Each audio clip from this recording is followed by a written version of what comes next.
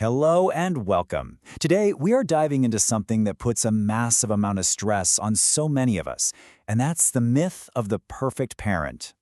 Hey everyone, you're listening to the Mother Who podcast with us, River and Riley.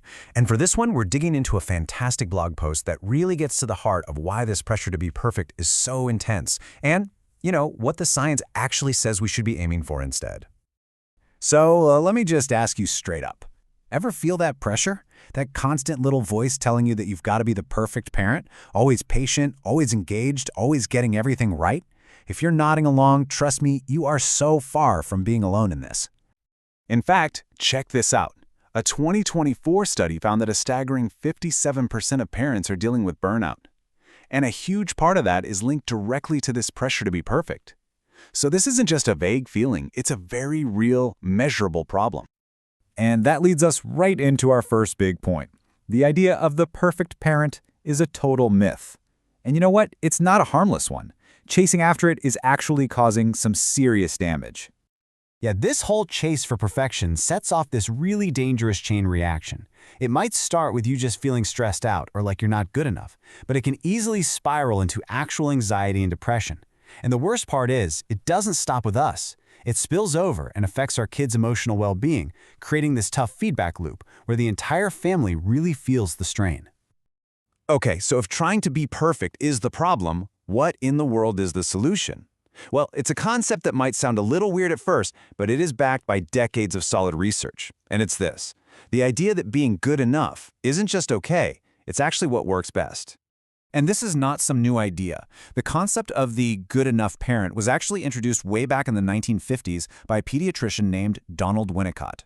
His whole argument was that kids actually thrive when we don't meet their needs perfectly, 100% of the time. Now, this isn't about being neglectful, not at all. It's about giving them just enough space to grow. Winnicott pointed out that those small, manageable frustrations, like having to wait a minute for a snack or figuring out a tricky toy on their own, those moments are the very things that build resilience. It's how kids learn to cope with the real world, a world that won't always give them what they want instantly. And guess what? Modern science is totally on board with this. Some really groundbreaking research from Susan Woodhouse found that to build a secure, healthy attachment with your kid, you only need to get it right about half the time.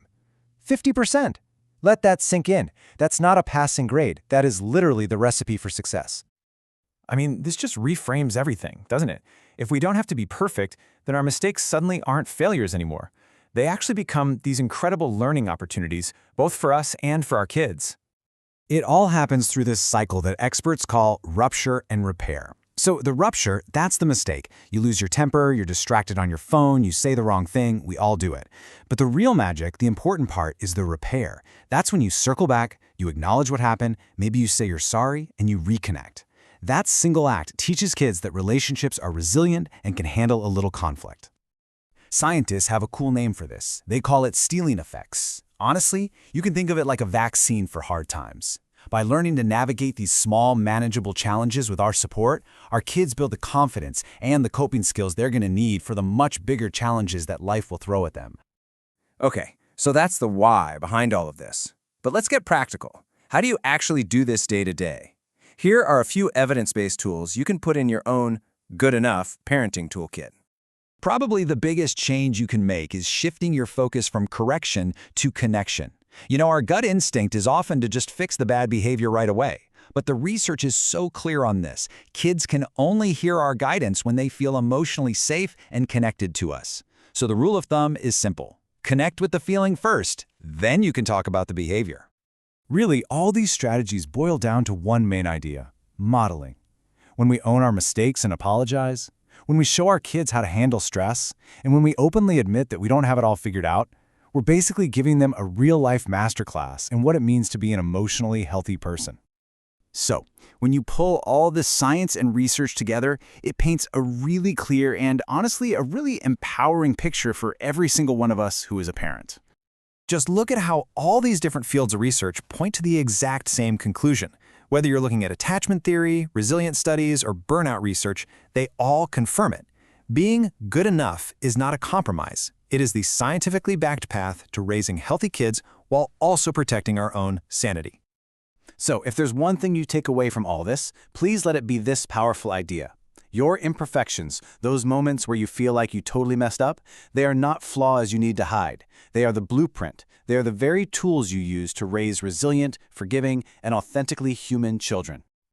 So here's a final thought I want you to carry with you. The next time you make a mistake, before that wave of guilt washes over you, just pause and ask yourself, what if this moment isn't a failure? What if this is my child's greatest lesson in what it means to be human? We have covered so much today. If you want to read the full blog post that we explored, with all the links to the studies and citations, just head on over to motheroohq.com. Thank you so much for joining us on the Motheroo Podcast.